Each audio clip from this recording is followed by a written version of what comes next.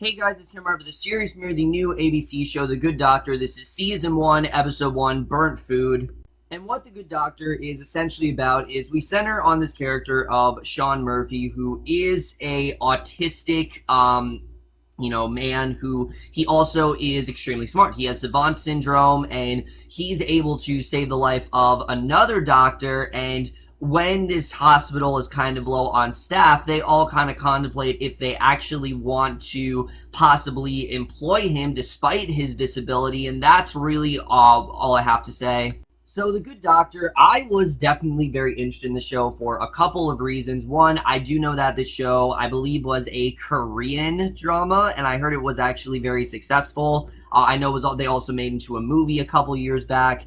But the main thing that really did drive me towards the show was Freddie Highmore. He just came off of Bates Motel, and I was really hoping this could be another great show for him, that maybe he could make a name for himself here and kind of be able to move past the Norman Bates character. Because, I mean, he was fantastic as a character, but I think that, it really was that just a fluke? Was he just really good in that role? Or can he actually be a really good actor? And after watching this first episode, I have to say that if this is going to be what this first episode is, I am really going to enjoy the show, because this was really compelling, I have to say. I definitely really did enjoy this first episode. There were a lot of things that I really loved here. But we're just going to get into it right now. And I love the way we start off here, because we start off meeting Dr. Shawn Murphy. He's perfectly placing down his scalpel, brushing his hair in a perfect place, then returning to the mirror and just messing it up immediately. He puts on his jacket, heads out the door, and he follows a white line, only that he can see from the front porch. He walks through a field, and he visualizes children playing around a school bus in a junkyard, and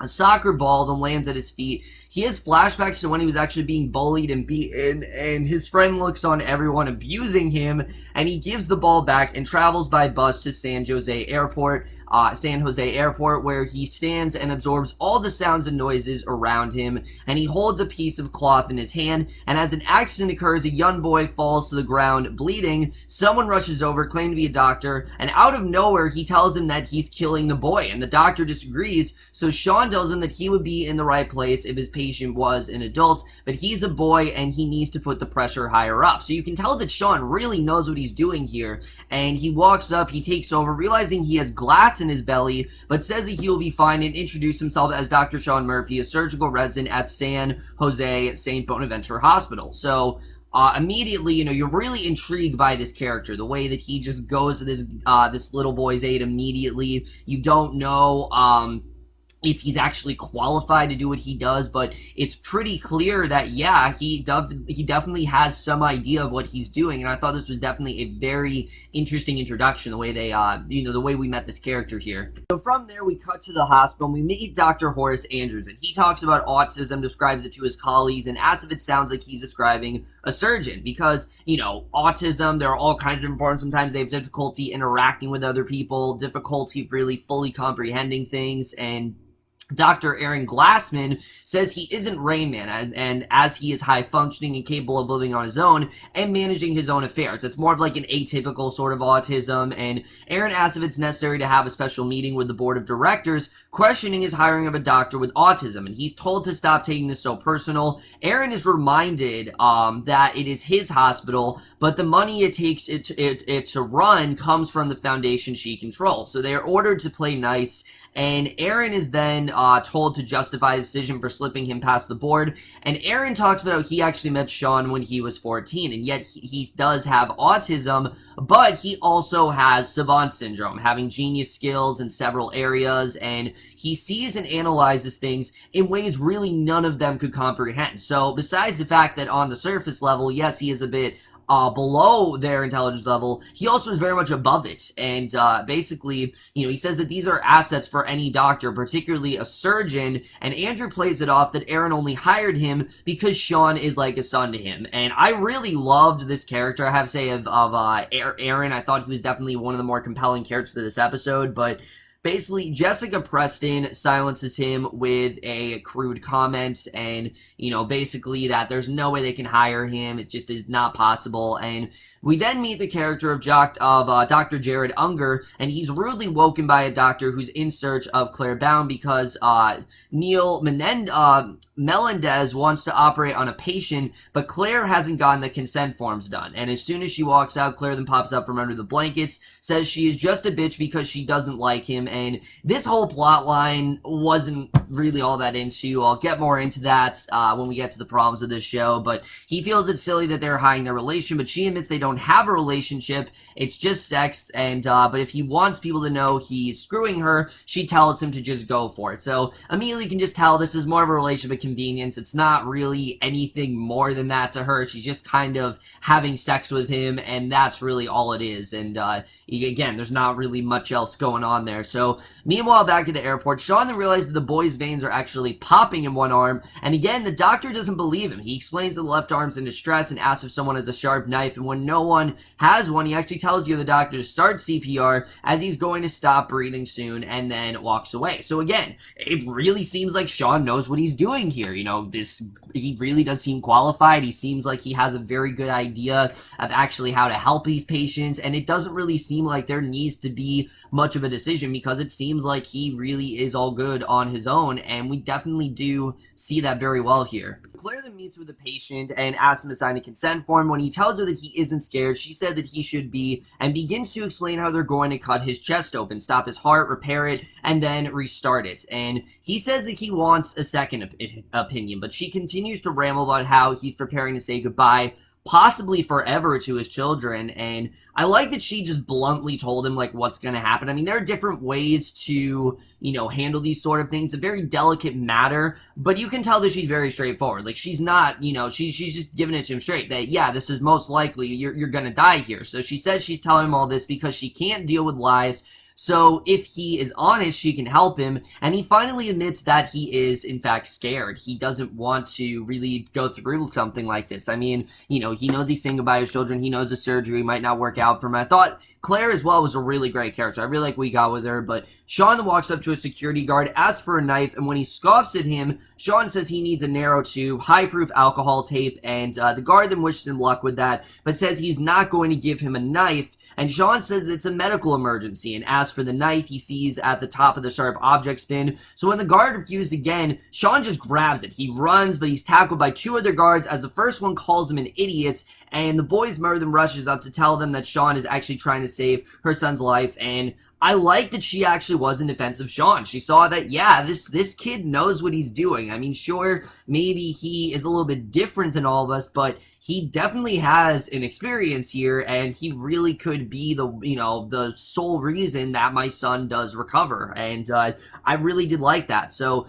Dr. Melendez tells Claire that their patient's problem is in his heart, not his head. She says that he's not psychologically ready for surgery, but Melendez says that he's physically ready and tells her to get the consent as he is prepping the OR right now. He leans in and says that he is her superior, and she says that doesn't mean that she's wrong, and he says that maybe not, but she needs to act like she's wrong, and she asks him to let the patient wrap his head around what's really happening, and Melendez asks Unger if he can get the form signed and hands him the paperwork, and when he says yes, Unger actually tells Claire that he will do it because Melendez is his boss, and she is simply just the one that he's screwing. That's really all there is to it. They're just having sex and not much else there. So Shawn then returns to the little boy. Everyone is watching in awe because they just can't believe that he's able to do this, and they wonder while he works. He envisions what he has to do, and it kind of reminded me of like Sherlock a little bit when we would go into Sherlock's mind palace. I thought it was really cool the way they did this, but he makes an incision while the parents are watching in terror, not actually knowing if, he's going to recover, but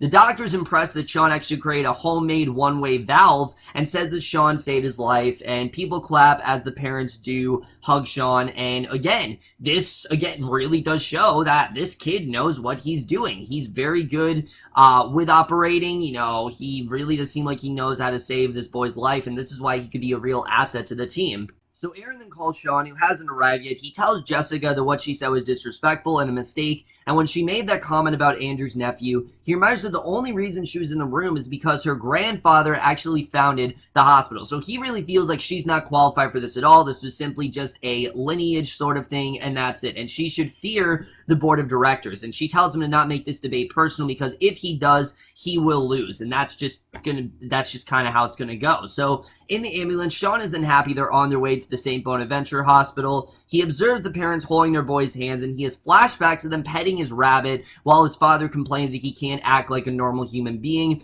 He says this is the third school he's been removed from, and he doesn't blame them because as parents, they really can't handle him either. And he grabs Shawn's face, shouts demanding to know what Shawn did this time, and when he gets no response, he hits him, throws his rabbit into a wall as his brother looks on, and he gets very distraught. He notices the boy's ECG has changed, and the EMS worker actually makes fun of him, telling the parents he's just concerned about the 20-year-old equipment while traveling in a vehicle going 40 miles per hour. So again, you can just tell that he really didn't have a good childhood at all. No one really took him seriously, and it's sad. I mean, I really was feeling bad for this, I really was feeling bad for him because it seems like he knows what he's doing. It seems like he is just, he's just a little different with the way he comprehends things, and we definitely see that. So Dr. Melendez works with Unger when Claire notices something white, wondering if it's his lung, and Melendez learns that he was exposed to TB when he was younger and says it's actually a abscess that is going to explode, shooting pus into the air. He begins to crash as they struggle to save him. The surgeons inform that the 8-year-old boy on his way in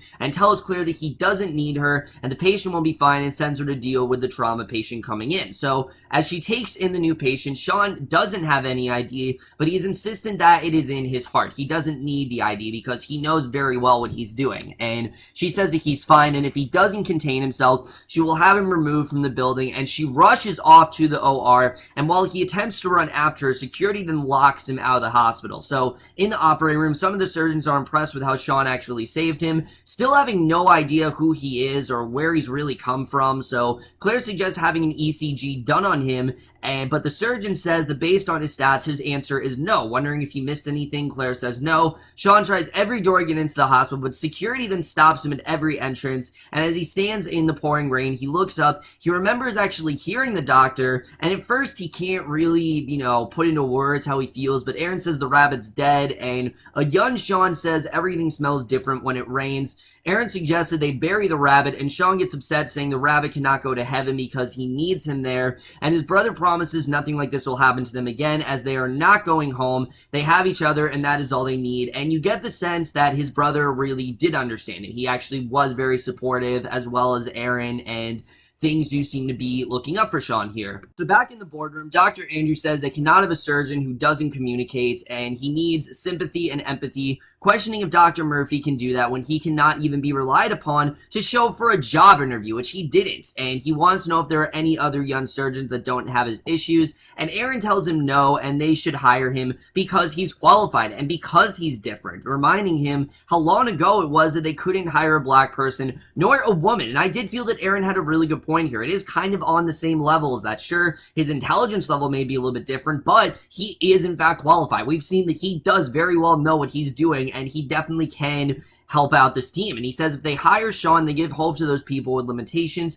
so they feel they have a shot. He gives them hope. He tries to be as careful as possible, and Andrews and Aaron continue to be on opposite sides of the issue, with Aaron trying to support him and Andrews very much being against it. So during the operation, the surgeon feels that something has changed and something is different. Claire admits that there was this weird guy who kept insisting the boy needed an ECG, and when his stats drop, he orders the team to do an ECG and tells Claire to come with him to find the weird guy. And Dr. Melendez asks Shawn why the ECG, and he just starts stuttering, and Claire then asks why, but while he's explaining, he then gets a call that the ECG is normal and they just wasted their time. So he begins to visualize everything again. Claire tells him to come with her, and Shawn and Claire are shown the ECG results, and Shawn then asks to see them over and over. Unger says it looks normal to him, but Shawn tells him that there's a deformity in the right atrium, and he's told even if he is right, it wouldn't manifest there. But Claire defends him, saying it actually could happen by a glass shard then flowing through to his heart, and the surgeon believes her and orders to work on it. And the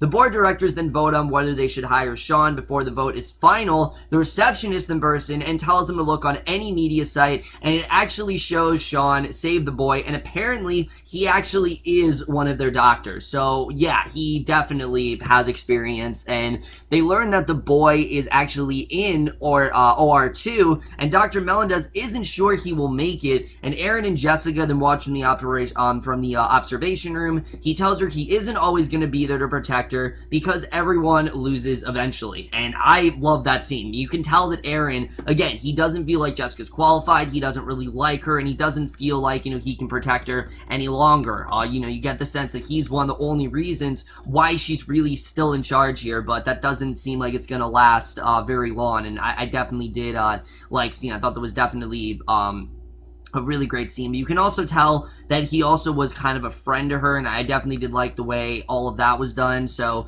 they watch Shawn, and he intently watches the operation. He regresses back to when him and his brother lived in an abandoned bus, and this is probably one of the more tragic scenes in this episode. His brother's saying that their mother loves them, but she knows it's better for them to live this way, and Shawn asks his brother for a television, but he reminds Shawn that they are poor, but he presents Shawn with a toolbox with toy tools, and Shawn immediately grabs a scalpel, and back in real time, he rubs his hair, unwraps the toy scalpel with the cloth in his pocket, and in the OR, Dr. Melendez tells Dr. Brown that she was right, and basically, it does seem like he has a good idea, again, of how to really handle this.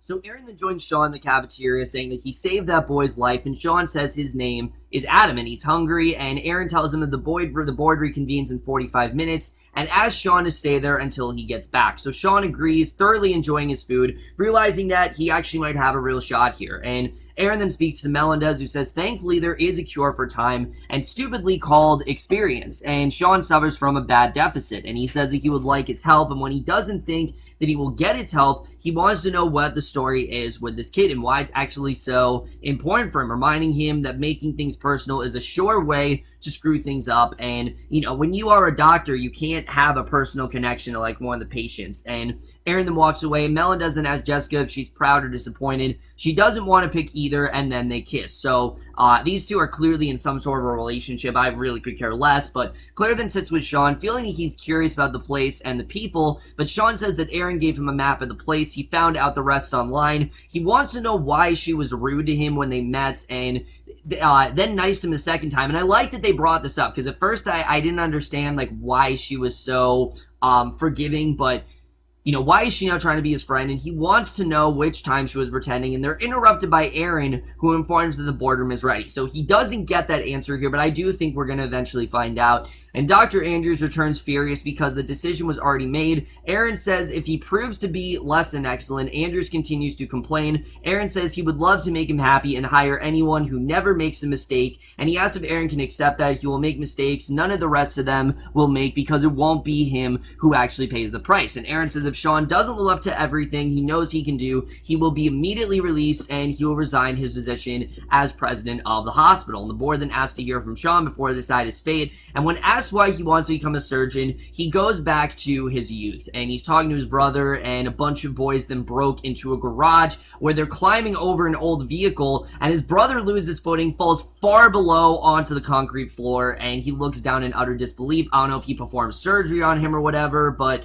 this seems like this was really why he wanted to become a surgeon, was to help people, was to get them to recover. I'm assuming he didn't save his brother. His brother probably died here, and I think this is something that's really made him want to be a surgeon ever since then. So I thought that was definitely really great. But the board's then getting very annoyed that Shawn wasn't speaking, but then he talks about the day the rain smelled like ice cream, his bunny went to heaven in front of his eyes, the day the copper pipes in an old building smelled like burnt food, his brother went to heaven in front of his eyes, he couldn't save them, and it was sad that neither of them actually had the chance to become adults and experience life events like having children and loving them, and he wants to make that possible for other people. And with tears in his eyes, he says he would like to make a lot of money so he could have a television, and everyone then shares glances, and Shawn is then welcomed to San Jose St. Bonaventure Hospital. They're very proud to have him. They shake hands, everyone claps, and Aaron tells Shawn that Dr. Melendez's team is going into surgery if he's interested. Shawn then rushes out of the room. He gets into scrubs, and with a smile on his face, he enters the OR as Melendez helps him with his mask and gloves, and Melendez then calls in Sean Murphy, who gets to see the piece of glass that was killing Adam. He looks at the scalpel and can't do anything anything, and he's proud of him, and basically, he remembers his brother telling him to never forget he's a smart one and can do anything, and he's proud of him, and Melendez says he's a nice kid, but it's literally true that this is his first, and he's obviously very smart, but he doesn't belong there, so as long as he is on his team, all he will ever be doing is function, and that's it. And Shawn then takes it into stride, saying he saw many surgeons in medical school, and he is better and could learn a lot from him, and he says he's very arrogant, and as if he thinks that helps make him a good surgeon or hurts him as a person, and wonders if it really is worth it, and that is the way this premiere ends. So, like I said, guys, a lot of things to really talk about here, and there are a lot of things that I definitely really do enjoy about the show, but we're just going to get into starting off with the cast. And like I said, I think the main reason people are going to check out this show, and the thing that really is kind of the deciding factor, is Freddie Highmore as Shawn Murphy. Because, as I said, you know, coming off the heels of Bates Motel,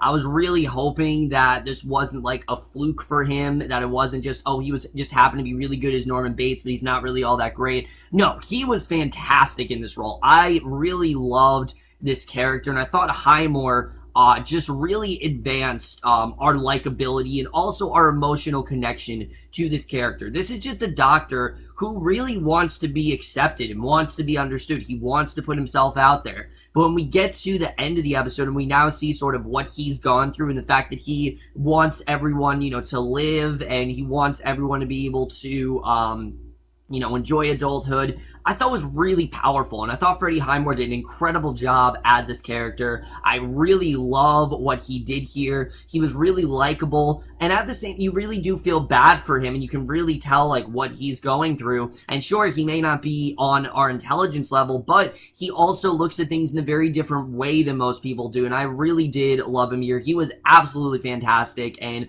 in my opinion, I really can't see anyone else playing this role. This pretty much was tailor-made for Highmore, and he absolutely killed it here. However, everyone else in the show I thought was still really good, but no one really on Highmore's level. Antonia Thomas as Claire, I actually really did like her character. I thought she did a really good job. You know, she has this connection with Shawn. We don't know what that's all about, but they clearly do have some sort of a connection. The one character I really did find myself connected to was Richard Schiff as Aaron. I really liked this character. You know, we know that he's been sort of like this fatherly figure for Shawn, and, you know, he's known him since he was like 14, but at the same time, he also wants to hire him because he knows how intelligent he is, and I definitely really did like his character here. Really, everyone I thought was okay. There really wasn't anyone like, oh, they're not good in this show. I thought everyone, for the most part, did a good job, and I did think the performances were, for the most part, really well done. Now let's get into the directing and the writing, because that is something I definitely do want to talk about on the show. First of all, the tone on this show, it definitely is, you know, absolutely a medical drama, and it can get heavy-handed at times, but for me, it never got, like, too heavy-handed. It stayed grounded in reality. It, for the most part, did make a lot of sense, and I thought they handled that very well, and I was very much into it. It never really took me out of the show or anything like that. I thought they handled it really well, and the writing as well, I honestly think is very well done. Honestly, this stuff is very compelling. The whole idea that we have this doctor that, yes, is autistic, but also is very smart, I thought was very well handled, and it perfectly is shedding some light on the idea not all autism is the same. It works very differently. You know, someone could be autistic, but they might not necessarily have the different struggles that someone else who is autistic goes through. It's very, you know, it's just very spread out, and we definitely do see that here. It really does vary in that sense, and that's something I thought they really did shed some light on, is what someone who is autistic really does go through, and especially the scenes where the board was really contemplating whether or not to hire him. Those were among my favorite scenes in the episode, especially when Aaron, you know, he's comparing to, like, slavery, or comparing it to, like, racism or sexism. I do think autism really does fall into that category, just like when someone is you know, racist, and we think, oh, we can't hire them for this reason. We look at autistic people for actually the same reason. You know, everyone should be able to get this opportunity. Everyone should be able to perform in their line of work, and I think it's a very timely series in that regard. You know, there's been a lot of things in the past few months dealing with kind of segregation sort of stuff, and I do think the show is very well shedding some light on that, and that's something that I definitely was impressed by, is what they really did do with all that stuff. And his backstory was also really well done. I was surprised by how wrapped up I was really getting into Shawn's backstory, but I really got into it, I have to say. I thought the reasoning behind why he became a doctor, it does make a lot of sense, and I'm looking forward to seeing how they do handle all these flashbacks. I actually really did like them. I will admit, I thought some of them were a bit heavy-handed, but I definitely did like what they did, and I really enjoyed the flashbacks for the most part. Really, my complaint with the show are really the supporting cast, because besides Shawn and Aaron and a couple other characters, while I thought that their performances were good, I can't really say I was really connected to anyone, that I was really kind of intrigued by anyone's character. Claire, I'm intrigued by, but I don't give a shit about her whole thing going on with Dr. Melendez. I honestly could care less about it. I don't care that these two have some sort of a sexual relationship going on. I just don't care. It seems like it's only there just to give them a plot, and I don't really care about their story at all, honestly. I really was not into that. The whole thing with Aaron and Jessica, I actually do like the fact that Aaron is friends with Jessica, but he's also kind of warning her that, yeah, you're not going to be here for long. Don't think that, this is only because your father, was in this position that you were just handed the title. I thought that was definitely interesting. But like I said, none of these characters really did feel a personal connection to, but I do think the show has a lot of potential. I think the ensemble is very good. It's just, I'm hoping they delve more into these characters, because right now it is very Shawn-centric, and that's fine. I really do like his character so far, but I do want to get more into some of these other characters. I want to find out more about them, what their agendas are, who they really are as people. I just want to find out, really more about them. I'm looking forward to seeing really where they do end up going, because right now, their characters are kind of disposable. Claire, I definitely am intrigued by, like, why is she on Shawn's side all of a sudden, I think is interesting. It's just really the other characters I wasn't the hugest fan of. And I will admit, there were a lot of repetitive structure in this premiere, like, oh, he's good, no, he's not good. It just felt very repetitive in that sense, but it never really lost me. Like, I was intrigued pretty much throughout this entire premiere. I did think that was really well done. There's a lot of exposition-y scenes, like, for example, the very end of the episode where Shawn is describing Dr. Melendez, I thought was just a little bit on the nose. I will admit, I just thought it was a little bit of a silly way to end things, but I am looking forward to seeing where the show is going to go. My only worry is that the show is going to become a procedural. And if you guys know me, I do not like doctor shows. I really don't. Why? I find them boring, I find them repetitive, and usually it's more concerned about let's make the audience cry than it is about let's get connected to these characters. And I'm hoping this show, from the looks of it, does seem like it is going to focus on Shawn as a character. I'm hoping it's not like it's only the first episode focusing on him and then the rest of the show is just like procedural. I'm hoping that's not the case here. I'm assuming that it is going to be like a different patient every week, and that's fine. I'm just hoping that they have a really compelling story to go along with it. That's one of the reasons I really enjoyed The Nick, and that's one of the reasons why I don't watch things like Grey's Anatomy, because I prefer a character drama. And I know that Grey's Anatomy is like, there's so many characters at this point, but just shows like that, I'm not particularly a fan of. I've tried that show before. It's severely boring. I was not into it at all, and I get the appeal, I really do. It just does not really appeal to me. You guys know, lawyer shows, medical shows, not really my thing. But this show, I may make an exception for. And the cinematography as well. This is a very competently made show, for sure. I really loved the way the show would go into his mind. I thought that was actually really cool, the way they did that. Especially when we got to, when he is kind of visualizing all this medical stuff. I thought that was definitely really cool. And I really did equate it to, like, the Mind Palace from Sherlock. It very much did remind me of that, and I thought that was really cool the way they did that. The score as well, I definitely did, like, nothing too special about it, but I definitely did enjoy the score overall. Overall, guys, I definitely really did enjoy this premiere. I'm looking forward to seeing where the rest of the show is going to go, and I'm definitely going to give the series premiere, The Good Doctor, Season 1, Episode 1, Burnt Food, a B. So over, guys, doing the series premiere, The Good Doctor. Most guys thought this episode overall, left your thoughts. And from here on out, guys, I will pretty much be reviewing every episode of the show. Really hoping the show is successful, because I really do see a lot of potential in it. But that's it for my review. Hope you guys enjoy it. We'll see you guys in my next video, and we'll see you guys for that. Okay, bye.